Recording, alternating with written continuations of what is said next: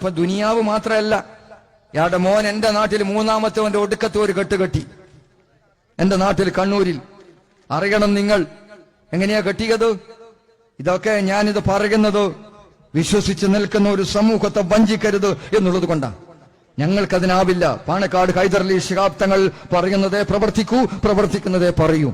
ഇതെന്താ കണ്ണൂരിലെ പൊറത്തിയിൽ എന്ന് പറയുന്ന സ്ഥലത്ത്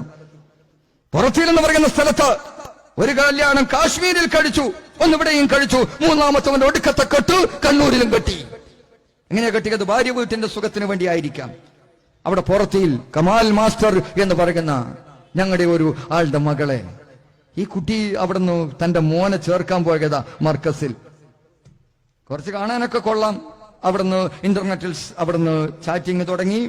അവസാനം ഇവൾ ഭർത്താവിനെ വേണ്ടെന്ന് പറഞ്ഞു. അവിടെയാണ് അള്ളാഹുവിന്റെ വിധിയെ എന്റെ പ്രിയപ്പെട്ട സഹോദരിമാരെ നിങ്ങൾ ഭയപ്പെടുക എന്ന് ഞാൻ പറയുന്നത്. അവിടുന്ന് വേണ്ടെന്ന് പറഞ്ഞു. നിരപരാധിയായ ഒരു ചെറുപ്പക്കാരൻ, എല്ലാ സൗകര്യങ്ങളും ചെയ്തു കൊടുത്തവൻ, സ്വത്തുണ്ടാക്കി കൊടുത്തു, സ്വത്ത് വാങ്ങിക്കൊടുത്തു, വീട് വെച്ചു കൊടുത്തു, ഫ്ളാറ്റ് വാങ്ങിക്കൊടുത്തു, കച്ചവട സ്ഥാപനങ്ങൾ ഇവരുടെ പേരിൽ. കല്യാണം കഴിച്ചു വരുമ്പോഴുണ്ടായിരുന്ന സ്വർണത്തിനും അപ്പുറത്ത് 80 പവൻ ഈ ചെറുപ്പക്കാരൻ വാങ്ങിക്കൊടുത്തു. ഇതെല്ലാം കയ്യിൽ വെച്ച് ഒരു ദിവസം ഭർത്താവിന് വേണ്ടെന്ന് പറഞ്ഞു. ഒരുപാട് മധ്യസ്ഥം നടന്നു.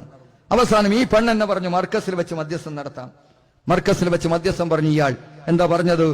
വീട് ഇവൾക്ക്, ബാക്കിയെല്ലാം തിരിച്ചു കൊടുക്കുക, എന്നിട്ടോ തലാക്കും കൊടുക്കുക. അന്ന് തലാക്ക് കൊടുത്തു. 4ാമത്തെ ദിവസം അവിടുന്ന്, ഞാൻ ചോദിക്കട്ടെ, ഇവിടെ കുന്നമംഗലത്ത് ഒരു ദിവസം 1 മാസമാണോ? മാഴ്ശറിയിൽ അങ്ങനെയാണെന്ന് കേട്ടിട്ടുണ്ട്. മാഴ്ശറിയാണോ കുന്നമംഗലം? മാഴ്ശറിയാണോ കുന്നമംഗലം? 4ാമത്തെ ദിവസം തലാക്ക് ചൊല്ലിയതിന്റെ 4ാമത്തെ ദിവസം വന്നു. പ്രിയപ്പെട്ടവരെ, ഈ പെണ്ണിന് നിക്കാഹ് കഴിഞ്ഞു ചെയ്തു. എന്നിട്ടോ ആദ്യത്തെ ഭാര്യ പിണങ്ങിപ്പോയപ്പോ ബാപ്പ പറഞ്ഞു കയറണമെങ്കിൽ അത് ഉപേക്ഷിക്കണം. ഞങ്ങളുടെ ഒരു ജില്ലാ മുസ്ലിം ലീഗിന്റെ സെക്രട്ടറി അവർ ഇടപെട്ട് കഴിഞ്ഞ ആഴ്ച ആ പ്രശ്നം തീർത്തത്. 25 ലക്ഷം ഉറുപ്പിക കൊടുത്തു. അതിനെയും തലാക്ക് ചൊല്ലി.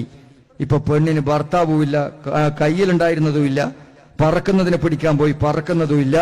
ഇത് ദുനിയാവിന്റെ അള്ളാഹുവിന്റെ ഒരു പരീക്ഷണമാണ് ആ പെണ്ണിന് കിട്ടിയത്. എങ്കിൽ പ്രിയപ്പെട്ടവരെ, ഇത്തരം ആളുകളെ പിൻപറ്റി നടക്കുന്ന ആളുകൾ ഇപ്പൊ പകലാണെന്ന് പറഞ്ഞാൽ അതെ എന്ന് പറയുന്ന ആ വ്യവസ്ഥയോട് സലാം ചൊല്ലി പിരിയേണ്ട സമയമായി.